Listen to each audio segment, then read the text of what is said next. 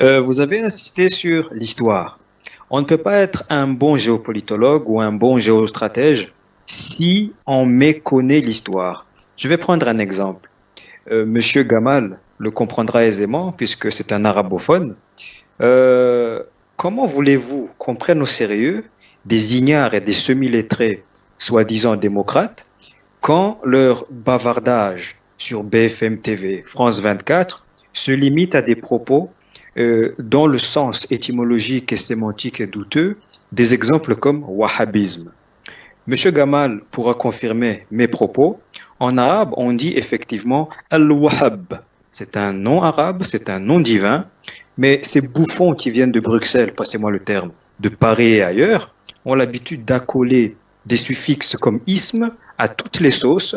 Ils ont confondu communisme et wahhabisme parce que ça sonne un peu de la même manière et ils croient que c'est la même chose. Et avec ça, ils viennent pondre des thèses approximatives, voire mensongères ou carrément insultantes. Donc, on ne va pas aller loin avec des bouffons pareils.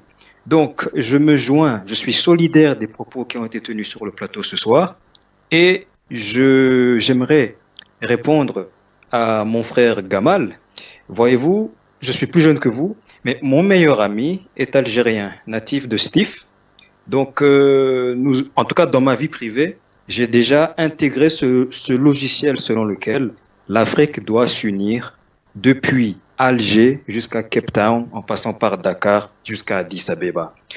Si nous nous comportons comme des nègres de maison et des Arabes vendus, comme Éric Zemmour, ou alors celui qui prétend gouverner la Côte d'Ivoire, effectivement, nous allons nous faire écraser comme du chien-dent. Mais je suis optimiste. L'Algérie est un partenaire militaire assez digne de confiance, même très digne de confiance. C'est l'une des grandes puissances militaires africaines et c'est l'unique puissance militaire au nord de l'Afrique. Donc nous devons nous coaliser.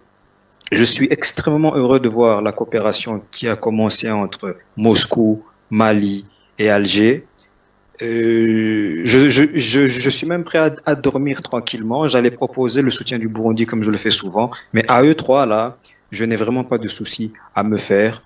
Il n'y a guère que les États-Unis et la Chine et aujourd'hui qui pèsent réellement. Quant à cette petite France, ceux qui suivent Afrique Média depuis des années savent que je ne l'ai jamais considéré comme une grande puissance. Pour moi, c'est un nain géopolitique dont la véritable puissance militaire et géopolitique remonte à feu Sa Majesté Napoléon Ier Bonaparte.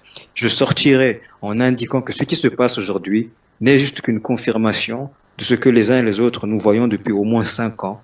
L'élite française, soi-disant démocrate, est dans une totale incapacité de dialoguer avec leurs homologues africains. C'est pourquoi M. Macron va bientôt se ridiculiser dans une dizaine de jours avec une société soi-disant africaine lors d'un forum que un monsieur qui travaille à RFI, qui s'appelle M. Diop, a même qualifié lui-même, tellement c'est honteux, de non pas sommet Afrique-France, mais d'un simple forum en langage géopolitique, diplomatique. C'est une façon polie pour dire que ce sommet a déjà eu, comment dirais-je, n'a déjà pas d'effet avant qu'il commence. Donc, je ne veux pas monopoliser le micro.